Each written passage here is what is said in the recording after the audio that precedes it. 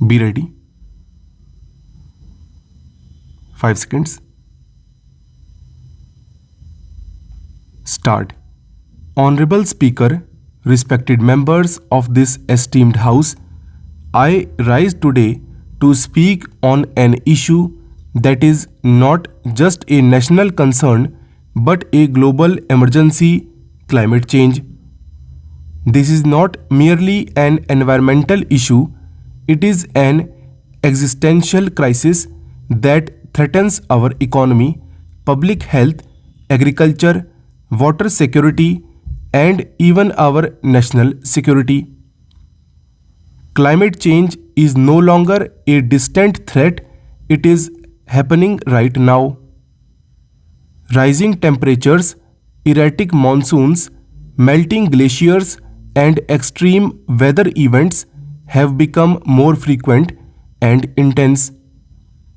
The recent floods in Chennai, the heat waves in Delhi, and the cyclones in the Bay of Bengal are all stark reminders that we can no longer afford to ignore the climate crisis. According to the Intergovernmental Panel on Climate Change (IPCC), global temperatures have risen by 1.1 degrees Celsius since pre-industrial times, and if immediate action is not taken, we could see a rise beyond 2 degrees Celsius, which would be catastrophic. India is one of the most vulnerable countries to climate change. We have already seen how unpredictable weather patterns are affecting our farmers. Excess rainfall in some regions and drought-like conditions in others are leading to crop failures and distress migration. The economic burden of climate change is also severe. A study by the Reserve Bank of India has indicated that climate change could reduce India's GDP up to 2.5% by 2050. The impact on human health is equally alarming. Rising temperatures increase the spread of vector-borne diseases such as malaria and dengue. Heat waves claim thousands of lives every year. Poor air quality, exacerbated by climate change, has made respiratory diseases more common, especially among children and the elderly. As a country with a rich tradition of living in harmony with nature, India must take the lead in addressing this crisis.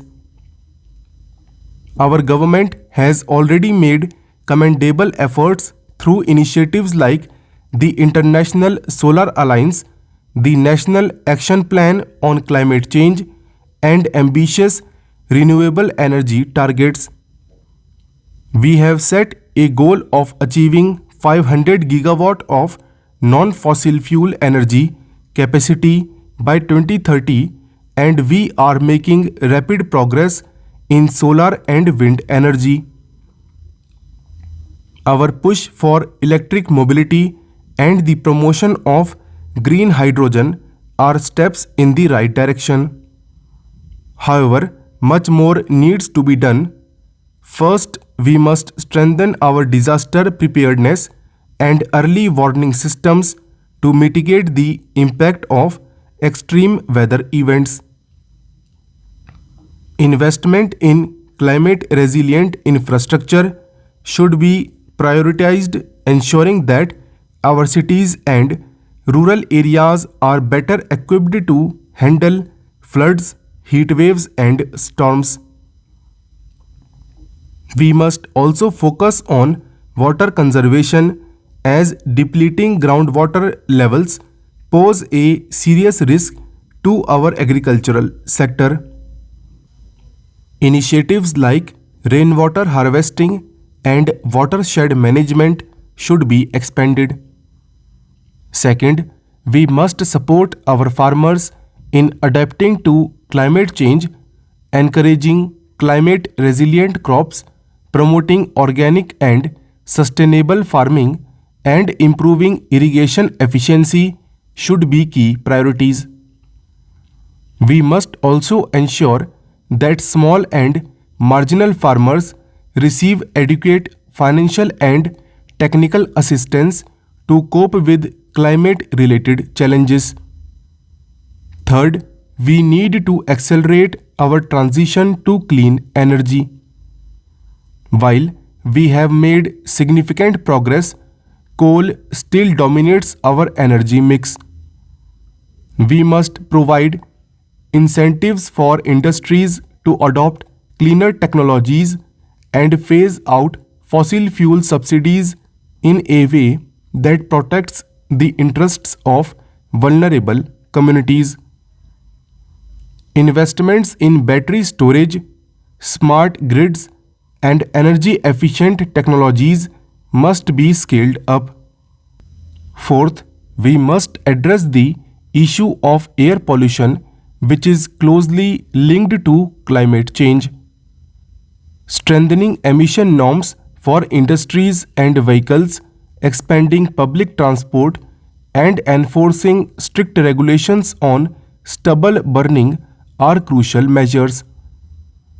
Additionally, promoting afforestation and restoring degraded forests will play a significant role in absorbing carbon emissions. Fifth, we need greater international cooperation. Developed countries must fulfill their commitment to providing climate finance to developing nations like India. We must ensure that global climate negotiations are not just about commitments on paper but lead to real action. India should continue to be a strong voice for climate justice, ensuring that historical polluters take greater responsibility. Above all, we need a societal shift in how we view and respond to climate change. Every citizen must be made aware of their role in reducing carbon footprints. Educational curricula should include climate literacy to instill a sense of environmental responsibility from an early age. The private sector, civil society, and individuals must all come together to support a sustainable future. This is not just an environmental issue, it is about the future of our children, our economy, and our country's stability. If we do not act decisively today, future generations will hold us accountable for our inaction. Let us not allow short-term economic interests to overshadow the long-term survival of our planet. The time for debate is over. The time for action is now. With this, I urge all members of this House to come together beyond political differences to fight this crisis with the urgency it demands.